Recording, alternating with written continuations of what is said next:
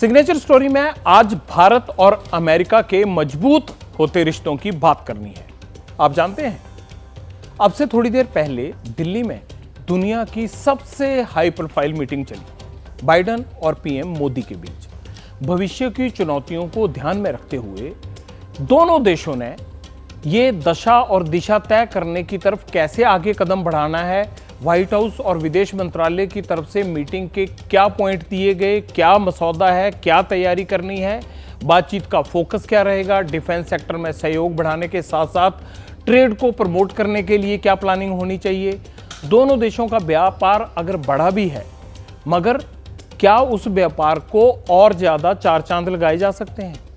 इसके बढ़ते प्रभाव को कैसे कम करना है चीन के, ये इस सारे मसौदे के बीच में सबसे अहम कड़ी है, क्योंकि चीन की दादागिरी पर लगाम कैसी लगाई जाए, इस बात का हल इस मीटिंग में तलाशना है।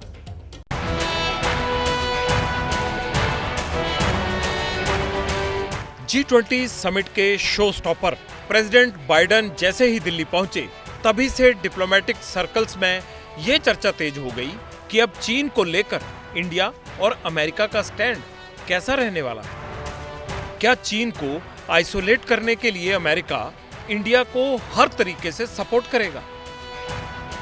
नेचुरल पार्टनरशिप और ज्यादा मजबूत होने वाली है। इंडिया और अमेरिका चाइना के ऊपर कोई प्रेशर डालेंगे या कुछ इस तरह के दबाव लाएंगे, ये चीज़ अंडरस्टूड है कि अमेरिका का रुझान भारत की तरफ है। चाइना इसको अच्छी तरह समझता है।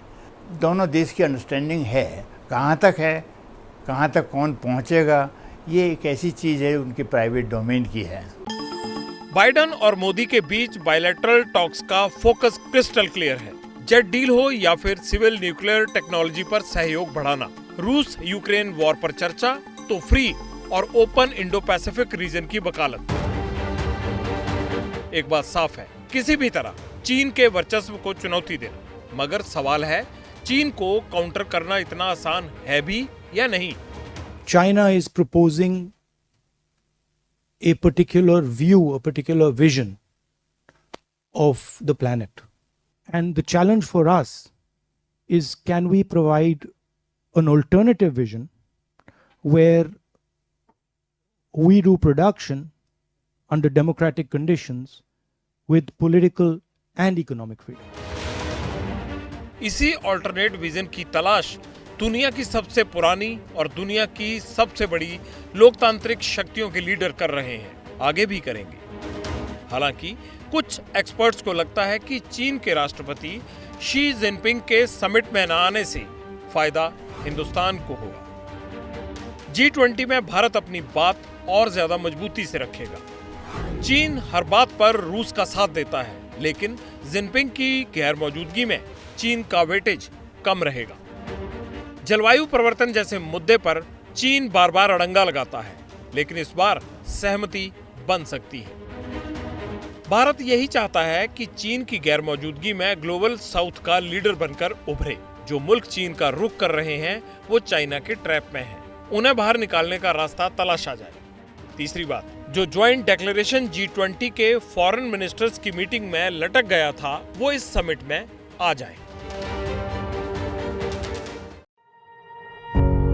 पत्रकारिता कोई इमोशन नहीं है, ना अपना कोई ज्ञान देना है और ना कोई विचार थोपना है। पत्रकारिता क्या है? पत्रकारिता का मतलब है सही जानकारी इकट्ठा करना और तथ्य बताना। पत्रकारिता आज जितने महत्वपूर्ण दौर में है, शायद पहले नहीं थी। इस दौर से निकलने के लिए सिर्फ सच दिखाने की जरूरत है, वो सच जो आपके हित को आगे रखे। इसलिए अब रात 9 बजे प्राइम टाइम नहीं होगा, ये आपका टाइम है। जगविंदर पटियाल के साथ देखिए पब्लिक इंटरेस्ट, सोमवार से शुक्रवार रात 9 बजे सिर्फ एबीपी न्यूज पर। एबीपी न्यूज आपको रखे आगे।